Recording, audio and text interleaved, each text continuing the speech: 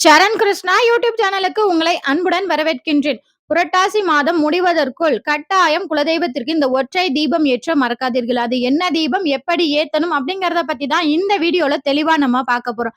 நம்ம சேனல்ல உள்ள வீடியோவை ஃபர்ஸ்ட் டைம் நீங்க பாக்குறீங்க அப்படின்னா மறக்காம நம்ம சேனலை சப்ஸ்கிரைப் பண்ணி வச்சுக்கோங்க. நம்ம சேனல்ல தொடர்ந்து குலதெய்வ பதிவுகள், ஆன்மீக தகவல்கள் வந்து கொண்டே இருக்கும். வாங்க வீடியோக்குள்ள போகலாம். குலதெய்வம் குலதெய்வம் குலம் காக்கும் குலதெய்வம் கும்பிடுவோர் நெஞ்சங்களில் குடியமர்ந்த குலதெய்வம். இந்த புரட்டாசி மாதம் அப்படிங்கிறது சிவபெருமான், விஷ்ணு மற்றும் மகாசக்தியான பார்வதி தேவிக்கும் 3 மிக பெரிய தெய்வங்களுக்குமே ரொம்பவே உகந்த மாதம் இந்த புரட்டாசி மாதம். இதற்கும் குலதெய்வத்திற்கும் என்னங்க சம்பந்தம்? பெரும்பாலான குலதெய்வங்கள் இந்த 3 தெய்வத்தின் அம்சமாக தான் இருக்கும். அதை எப்படிங்க நாங்க தெரிஞ்சுக்கிறது? ஒண்ணுமில்ல, உங்க குலதெய்வத்தின் நெற்றிய நீங்க பார்த்தாலே போதும். உங்க குலதெய்வத்தின் நெற்றியில பட்டை இருந்தது அப்படின்னா அவங்க சிவன் பார்வதியின் அம்சம் நிறைந்த குலதெய்வம் அப்படின்னு நீங்க தெரிஞ்சுக்கலாம். இதே இது உங்க குலதெய்வங்களுக்கு நாமம் போட்டிருந்தது அப்படின்னா நீங்க பெருமாளின் அம்சம் நிறைந்த குலதெய்வம் உங்களுக்கு அப்படிங்கறத நீங்க தாராளமா தெரிஞ்சுக்கலாம். இப்படி சக்தி வாய்ந்த மாதத்துல இப்ப எந்த பெருந்தெய்வத்தின் அம்சம் உங்க குலதெய்வம் அப்படிங்கறத தெரிஞ்சுக்கிட்டீங்க. நான் சொல்ற இந்த தீபத்தை நீங்க இந்த மாதம் முழுவதுமே ஏற்ற முடிந்தால் ஏற்றலாம். இல்லங்க எங்களால இவ்வளவு நாள்லாம் ஏத்த முடியாது அப்படின்னு சொல்றவங்க நான் சொல்ற குறிப்பிட்ட நாட்கள்ல ஏத்துங்க. உங்களுக்கு பெண் தெய்வம் அப்படின்னா வெள்ளி செவ்வாய் நாட்கள்ல தாராளமாக இந்த தீபத்தை ஏற்றுங்கள். உங்களுக்கு ஆண் தெய்வம் அதுவும் நெத்தியில பட்டை போட்டிருக்கு அப்படின்னா திங்கள் மற்றும் புதன் கிழமைகளில் இந்த தீபத்தை ஏற்றலாம். ஒரு சில குலதெய்வங்கள் லிங்க வடிவமாவே இருக்கும். அவங்க பிரதோஷம், மகா சிவராத்திரிக்கும் இந்த தீபத்தை தாராளமாக ஏற்றலாம். ஒரு சில தெய்வங்கள் நெற்றியில் நாமம் போட்டிருப்போம். அவங்க சனிக்கிழமை மற்றும் வெள்ளிக்கிழமைகளில் இந்த தீபத்தை தாராளமாக ஏற்றலாம். இந்த தீபத்தை ஏற்றுவதனால உங்களுக்கு என்னென்ன பலன்கள் கிடைக்கும்? முக்கியமா இந்த பிரச்சனை இருக்கிறவங்க தாராளமாக இந்த தீபத்தை ஏற்றலாம். அது என்ன அப்படின்னு பாத்தீங்கன்னா, உங்களுக்கு வியாபார ரீதியாக ஏதேனும் வியாபார தடைகளோ, வியாபார அபிவிருத்தி ஆகணும் அப்படின்னு நினைக்கிறவங்க தாராளமாக இந்த தீபத்தை வியாபார ஸ்தலங்கள்லயும் ஏத்தலாம், உங்க வீடுகள்லயும் தாராளமா ஏத்தலாம்.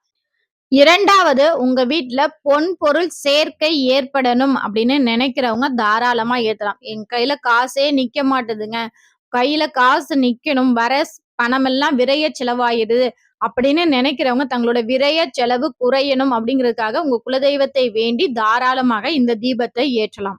ஒரு சிலர் கேட்கலாம், இந்த தீபத்தை நாங்க தினமுமே ஏத்தணுமா, இல்ல நீங்க சொன்ன அந்த குறிப்பிட்ட நாட்கள்ல ஏத்தணுமா, அதுவும் இந்த மாதம் ஃபுல்லா ஏத்தணுமா? நீங்க இத ஒரு 3 முறை ஏத்தினாலே போதும். 3லிருந்து 5 முறை இந்த தீபத்தை ஏற்றினா போதும். இப்ப வெள்ளிக்கிழமை, செவ்வாய்க்கிழமை வாரத்துல 2 நாள் ஆகுது. அடுத்த வாரத்துல 1 நாள். இது போல தொடர்ந்து ஒரு 3 முறை ஏற்றினாலே போதும். கண்டிப்பாக இந்த தீபம் ஏற்றினதற்கான பலன்கள் உங்களுக்கு கட்டாயம் கிடைக்கும். இந்த தீபத்தை எப்பொழுது ஏற்ற வேண்டும் அப்படின்னு பாத்தீங்கன்னா, காலை நேரத்துல 6 மணிலிருந்து 7 மணிக்குள்ள ஏற்றணும். இது அனைத்து நாட்களுக்குமே இந்த 6 to 7 அப்படிங்கிறது அந்தந்த நாட்களுக்குரிய கிரகங்களின் ஓரை தினமாக இருக்கும். இப்ப ஞாயிற்றுக்கிழமைனா சூரிய ஓரை, செவ்வாய்க்கிழமை செவ்வாய் ஓரை, புதன்கிழமை புதன் ஓரை வரும், வெள்ளிக்கிழமை சுக்கிர ஓரை வரும். இது போன்ற ஒவ்வொரு ஓரை காலம் என்பது இந்த நாட்களுக்கு உரிய பகவானின் அருளாசையோட, உங்க குலதெய்வத்தின் அருளாசையோட உங்களுக்கு நினைத்த காரியம் வெற்றி பெறக்கூடிய ஒரு அற்புதமான நேரம்னா இந்த 6 மணிலிருந்து 7 மணி வரைக்கும். உங்களுக்கு கடன் அடையணும் அப்படின்னா செவ்வாய்க்கிழமை செவ்வாய் ஹோரை அன்று உங்க குலதெய்வத்தை மனதார வேண்டிக் கொண்டு இந்த தீபத்தை தாராளமாக ஏற்றலாம். அது உங்களுக்கு ஆண் குலதெய்வமா இருந்தாலும் சரி, பெண் குலதெய்வமா இருந்தாலும் சரி, இந்த புரட்டாசி மாசம் மட்டும் இல்ல, அனைத்து மாதங்களையுமே எப்பனாலுமே சரி, இந்த 6 to 7 செவ்வாய் ஹோரையில உங்க குலதெய்வத்தை மனதார வேண்டிக் கொண்டு எனக்கு கடன் அடையணும் அப்படின்னு நினைச்சா உங்க வீட்டுல இந்த விளக்கு ஏத்தலாம். அடுத்தது, உங்களுக்கு பொருள் சேர்க்கை அதிகமா கிடைக்கணும் அப்படின்னா வெள்ளிக்கிழமை சுக்கிர ஓரையில இந்த தீபத்தை நீங்க ஏற்றலாம். அது மட்டும் இல்ல, சனியின் தாக்கம் குறையணும். எங்க வீட்டுல அதிகமா பாத சனி, கண்டக சனி எல்லாம் நடக்குது, அதனால சனியின் தாக்கம் அதிகமா இருக்கனால வீட்டுல அதிக பிரச்சனை வருது, சனியின் தாக்கம் குறையணும் அப்படின்னா சனிக்கிழமை 6 to 7 இந்த தீபத்தை தாராளமா ஏற்றலாம். அது மட்டும் இல்ல, உங்களுக்கு காரிய சக்தி நடக்கணும் அப்படின்னா திங்கட்கிழமை 6 to 7 இந்த தீபத்தை ஏற்றலாம். இது போன்ற ஒவ்வொரு நாட்களுக்கும் உள்ள அதிபதியின் அருளாசையோடு நம்ம குலதெய்வத்தை வணங்கும்போது கண்டிப்பா நம்ம வேண்டுதல் அப்படிங்கிறது விரைவில் நிறைவேறும். இப்ப எப்படி அந்த தீபத்தை ஏற்றணும் அப்படிங்கிறத பார்த்துடலாம். இதற்கு தேவையானது ஒரு புது மண் அகல் விளக்கு. கட்டாயம் நீங்க புது மண் அகல் விளக்குல தான் ஏத்தணும். புது மண் அகல் விளக்க நல்லா கழுவி சுத்தம் பண்ணிட்டு, அதற்கு மஞ்சள், குங்குமம் பொட்டு வைத்து, பஞ்சு திரி போட்டு, சுத்தமான பசுநெய் ஊற்றி, அந்த நெய்யில் பச்சை கற்பூரம் கொஞ்சமா நுணுக்கி போட்டு, அதுல ஏலக்காய் 1, கிராம்பு 1 அவ்வளவுதான். இத மட்டும் போட்டு அந்த தீபத்தை மனதார உங்கள் குலதெய்வத்தின் பெயரை 21 முறை, "ஓம் என் குலதெய்வமே நமக! ஓம் என் குலதெய்வமே நமக! ஓம் என் குலதெய்வமே நமக!" உங்களுக்கு என்ன வேண்டுதலோ அத மனசார நினைச்சுக்கிட்டு உங்க குலதெய்வத்தின் பெயரை 21 முறை சொல்லிக்கொண்டு இந்த தீபத்தை ஏற்றி விடுங்கள். இந்த தீபத்த நீங்க குளிர வைக்கணும்னு அவசியம் இல்ல. அந்த தீபம் அதாவே மலையேறட்டும். நீங்க குளிர வைக்க வேண்டியதில்ல.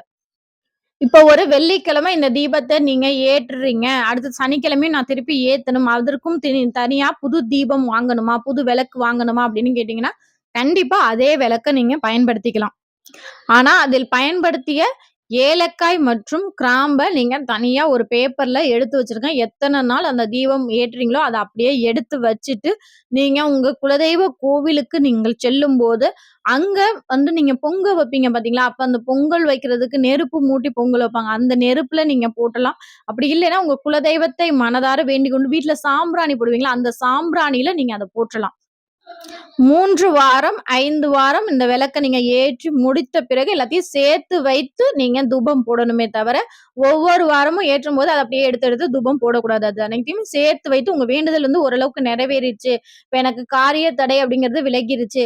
என் கையில கொஞ்சம் காசு பணம் நிக்குது. குலதெய்வத்திற்கு நன்றி சொல்லிட்டு அத நீங்க எடுத்து இது பண்ணிடலாம். அடுத்தது ரெகுலராவே நான் சொன்ன அந்த ஹோரை காலங்கள்ல ரெகுலராவே இந்த விளக்க நீங்க தொடர்ந்து ஏற்றும்போது உங்க கையில எப்போதுமே காசு நிக்கும். கண்டிப்பா இந்த வீடியோ உங்களுக்கு பயனுள்ளதாக இருக்கும் என்ற நம்பிக்கையில் மற்றொரு வீடியோவில் உங்கள சந்திக்கிறேன். இந்த வீடியோ உங்களுக்கு பிடிச்சிருந்தா லைக் பண்ணுங்க, ஷேர் பண்ணுங்க, மறக்காம சப்ஸ்கிரைப் பண்ணுங்க. சரண் கிருஷ்ணா யூடியூப் சேனல். நன்றி, வணக்கம்.